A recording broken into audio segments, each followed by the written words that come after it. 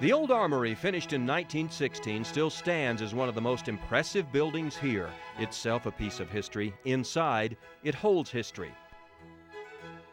And they are always very impressed and rather amazed that a small town has such a large museum. Katie Hofackett is one of the volunteers who make this museum special. Everyone here is a volunteer, and each one can show you displays that span the history of the region. Her favorite display is the Membris Indian pottery collection, the work of some of the first inhabitants here. It belonged to one man who donated it so everyone could enjoy it. In fact, everything here is donated.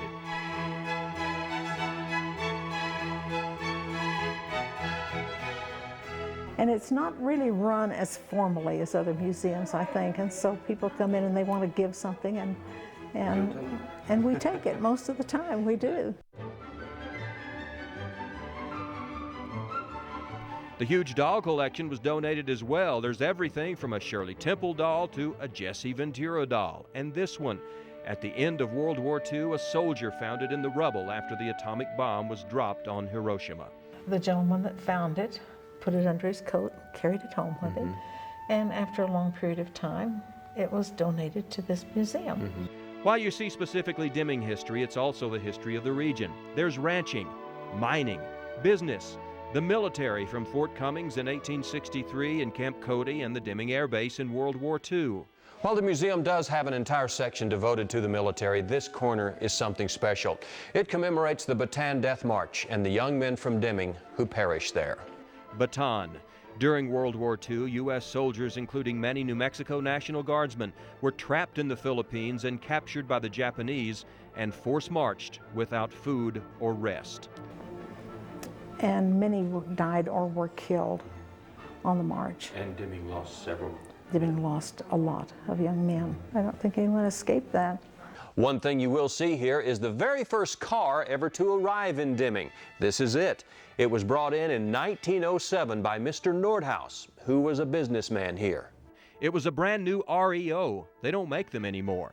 A collection of bells from around the world. Whiskey bottles that look like statues, everything from the Pope to Elvis and birds and other animals. Oh, we just have everything. And a hot tamale wagon that was a mainstay on the streets of Deming in the 1930s and 40s. When you come here, give yourself some time. You can see the world and get a history lesson from a hometown point of view.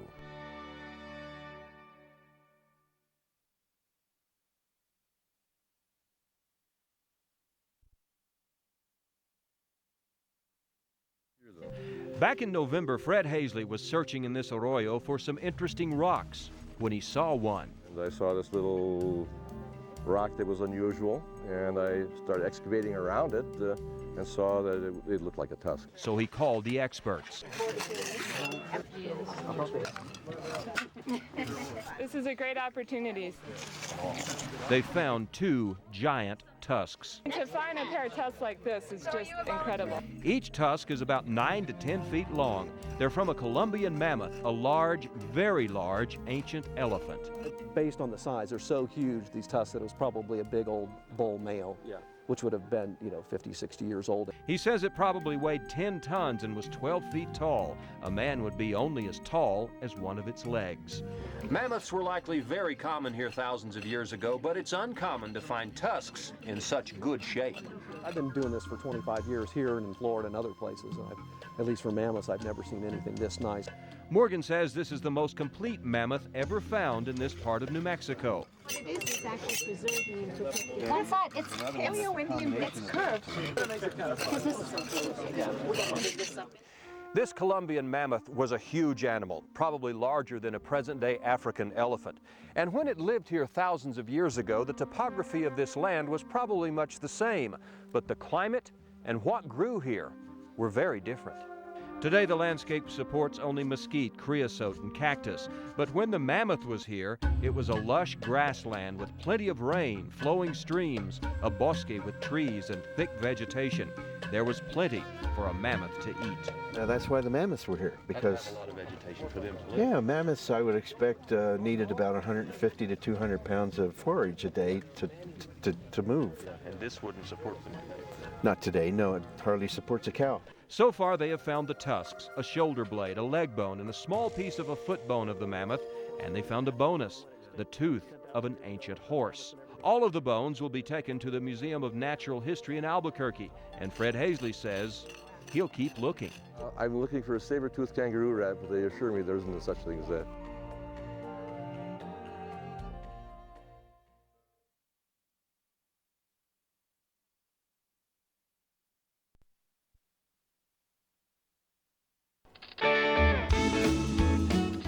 Bienvenidos a El Paso. Welcome to El Paso. There are lots of neon signs in Dave's pawn shop. They are among the many things you'll probably not find anywhere else. Well, the store is there, but it has changed a lot with the time.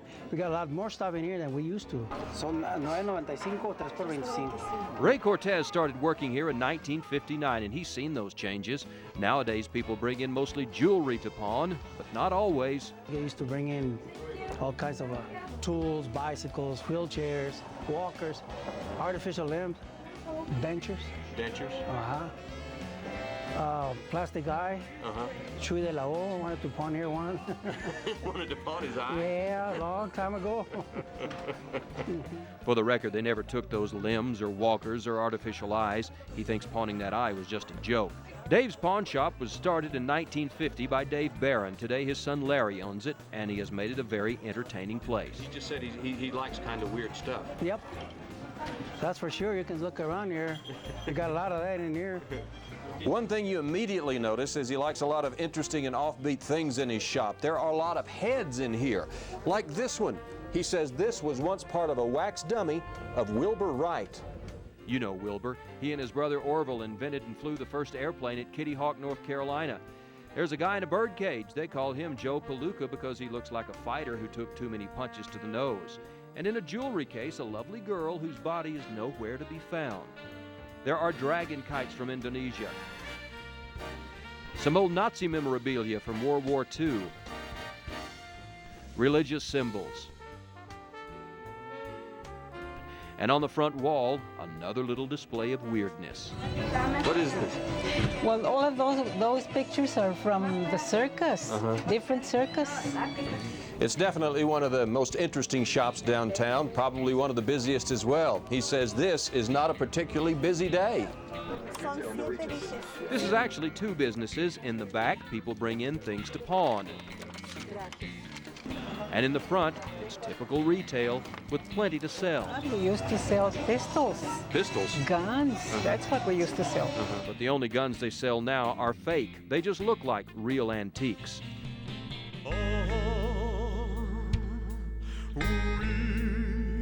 Even on the way out, Dave's will leave you with something to remember. There's Elvis and Elwood and Jake Blue, the Blues Brothers. A good place for a snapshot before you go on your way.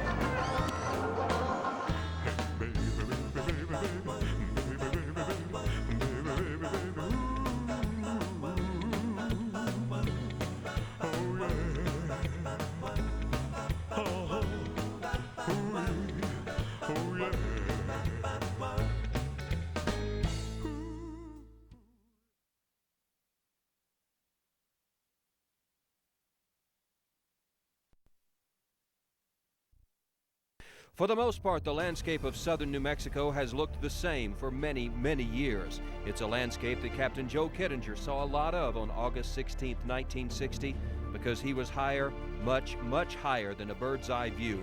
The only thing that could carry him that high was the huge Excelsior balloon.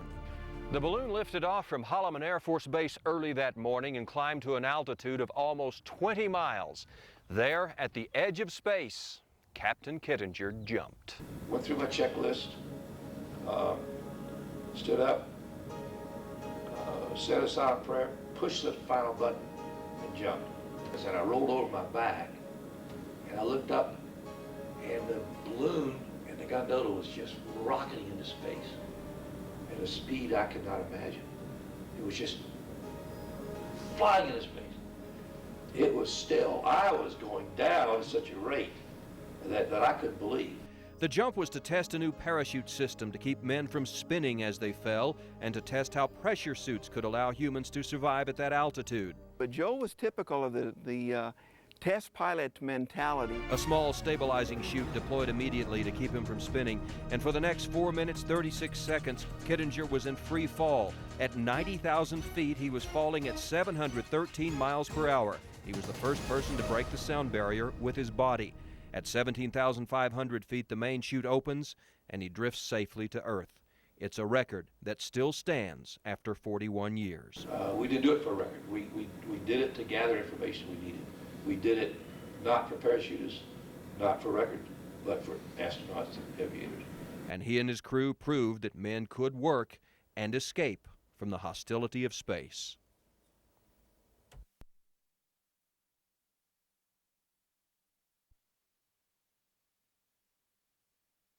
Hundreds of thousands of miles into space. Huge storms roil across its surface, and those storms affect us here on Earth. And here in the cool mountains south of Cloudcroft, scientists study the sun. The Air Force built the National Solar Observatory in the 1940s to study how the sun affects radio communication. And one of the most obvious telescopes here is the one in the tall, pointed building. It may look like a huge dunce cap, but there are no dunces in there. Some of the foremost scientists in the world come here to study the sun. Inside, the huge telescope is turned on a turntable. Major discoveries have been made here. It's the place where scientists learned that the sun actually vibrates. It's the solar equivalent of earthquakes. It spawned a whole field of solar astronomy called helioseismology. Much of the work is done simply by looking at the sun. The image of the sun enters the telescope 130 feet up at the top of the building. The light from that image then travels back down under the building 228 feet where it strikes a mirror. It's reflected back up. It eventually appears on the screen. And what you're seeing right now is a sunspot on the surface of the sun. It's so big that the Earth would fit into half of this spot. And get an understanding of what's causing these sunspots and these flares that are associated with sunspots so that we can warn people that these things are going to happen. They try to predict what's happening on the sun. In essence, they're trying to predict the sun's weather because what happens there can cause problems here on Earth. Every time you use a cell phone or tune your TV to a satellite dish, you're using technology which the sun can potentially affect.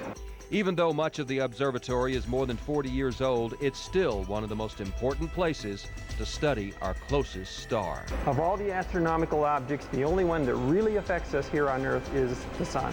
If the sun weren't there, we wouldn't be here either. It provides all the energy that we use, either directly or indirectly. Even oil and gas, for example, are in a sense fossilized solar energy. It's also doing things that affect your everyday life.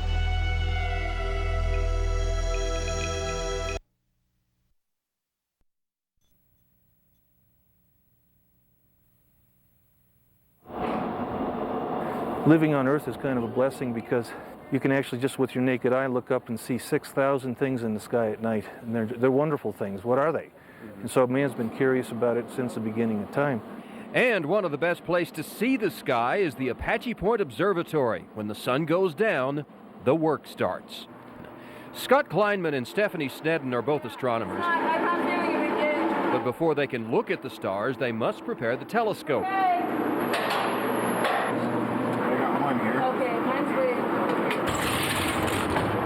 And then roll back the entire building to open the entire sky. It's a special remote control telescope with a special purpose. We're trying to survey a region of the universe which goes about a third of the way out to the edge of the universe and covers about as much sky as you can see here tonight. One of the main missions here is being done with the Sloan Sky Survey Telescope. What they're doing with this telescope is making a three-dimensional computerized map of the northern part of the universe. We're going to collect more data in this project in 5 years than they have, I'm told, in the Library of Congress. This is just one little speck in the universe, and the universe is a huge place, and Carl Sagan used to say billions and billions of stars. There's actually billions and billions of galaxies, whole galaxies out there. All the telescopes are out in the dark, but where are the scientists? While the traditional view of an astronomer is a person sitting in the dark and peering through an eyepiece, this is the reality today: computer consoles and the analyzing of data. This is where they do their work. Tonight, they're mapping the universe. Okay, so that's the FK5 in Fiber 11, yes? Stephanie Snedden says it's her way of contributing to society to help answer those most perplexing questions. This will have implications for how the universe was formed, right? To help us to figure out how the universe came to be like it is today. We're going to have this incredible map of where everything is and 3 dimensions. This is definitely changing our view of the universe.